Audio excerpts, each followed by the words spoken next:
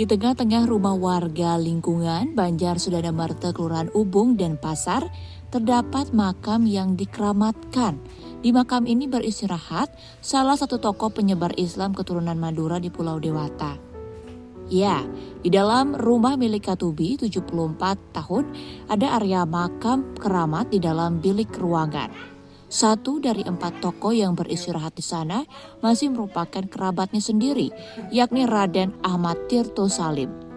3 makam lainnya merupakan rekan Ahmad Tirto, yakni Jalaluddin Syah dan Ripai Ishak.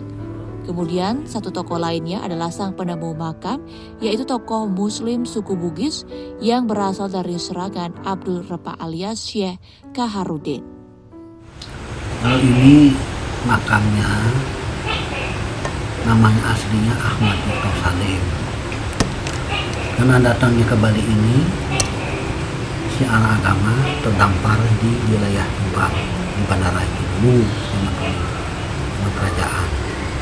Akhirnya beliaunya ditahan, dikirain mata-mata. Itu mata-mata apa kan begitu. Udah gitu, karena sudah ditahan tidak ada bukti apa-apa, dilepas. Disuruhlah merawat kuda, disingkat saya ceritanya.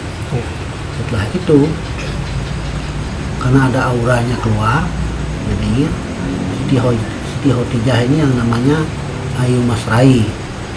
Dan Ayu Masrai, dia tertariknya untuk minta tolong pengobatan. Singkat cerita, kontak dengan pihak kerajaan Badung mempertemukannya dengan Putri Raja I Gusti Ayu Maderai atau Raden Ayu Pemecutan yang sedang mengidap penyakit yang sukar disembuhkan. Akhirnya ditolong, jadi sembuh gitu. Setelah itu, sesuai dengan janjinya Raja, apabila orang laki bisa mengobati anak saya akan jadikan menantu. Kalau dia orang perempuan, saya jadikan anak angkat. Nah, begitu katanya Raja. Akhirnya ada sudah sampai seminggu Siti Khotijah ini sembuh gitu. Nah, diruqyah dulu sama santri-santrinya. Mereka berdua pun dinikahkan. Ayu Maderai menjadi seorang mualaf dan diberi nama Siti Khotijah. Sebagai menantu, Ahmad Tirto Salim yang juga bergelar Raden Pangeran Suryo Diningrat diberikan wewenang mengurus wilayah seperti Wanasari, Kampung Jawa, dan Petangan Ubung Kaje. Kata Katubi, Ahmad Tirto lantas meneruskan syiar Islam ke berbagai wilayah di Bali sampai mendekati wilayah perbatasan Bangli dan Karangasem. Raden Ahmad Tirto disebut menjadi salah satu dari wali pitu penyebar ajaran Islam di Pulau Dewata. Kini, makamnya dikeramatkan sejak ditemukan oleh Syekh Kaharudin di atas bantaran Tukat Badung, lingkungan Banjar Sudana Marta, Ubung pada 1940-an yang dulunya berupa sawah. Oleh nenek Katubi, makam itu lantas ditata, dirawat dan diturunkan ke anak cucunya. Di sini ini pengunjung artinya entrogen, bukannya satu umat aja. Jadinya semua pun ada Nasrani, Hindu pun datang yang percaya dan itu. Kalau Muslim yang mengaku kesini itu dari Jakarta ada, dari Bandung, dari Jawa Timur, termasuk Pasuruan, Jember, ada sampai ke Sumatera. Kemarin terakhir Sumatera dan Kalimantan sampai ke Singapura. Makam keramat yang dapat diakses dari Jalan Belambangan, Gang 7 Banjar Mekarsari, Desa Dau, Purikajo dan Pasar ini menjadi tujuan wisata ziarah umat Muslim Nusantara. Tentu kadang-kadang mau akhir-akhir gini, akhir tahun biasanya gitu. Nah, waktunya liburan datang sini kadang-kadang pertengahan tahun gitu. Tempo hari dekat-dekat puasa itu biasanya gitu.